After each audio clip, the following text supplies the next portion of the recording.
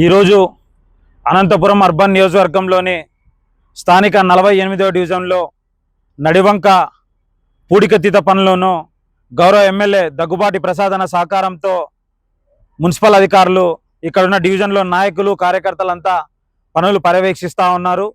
గత వారంలో వచ్చిన వర్షాలకు రజక్ నగర్, సోమనాథ్ నగర్, గౌరవ గార్డెన్స్, బాలాజీ హోమ్స్, అదేవిధంగా 5వ రోడ్, 6వ రోడ్డు నివాసం ఉంటున్న వంకతీత ప్రాంతాల్లో ఉన్న కుటుంబాలు మొత్తం నీటిలో మునగడం జరిగింది.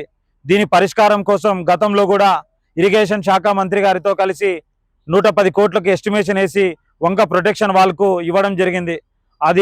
దాని మీద ఇంకా డిపిఆర్ కూడా కంప్లీట్ అయ్యి ఫైనాన్స్ డిపార్ట్మెంట్ వద్ద పెండింగ్లో ఉన్నది.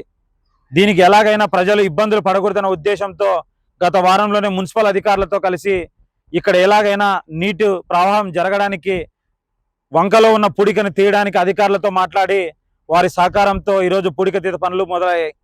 ఇక్కడున్న రానున్న వర్షాకాలాన్ని ముందుగా అంచనా వేసి ఎలాంటి ప్రమాదం జరగకుండా ఇక్కడున్న డివిజన్లోని నాయకులు కానీ కార్యకర్తలు కానీ ఇక్కడ పనులు పర్యవేక్షిస్తూ ఈ పనులు సజావుగా సాగేందుకు తమ అందరిగా కృషి చేయడానికి ఇక్కడికి రావడం జరిగింది.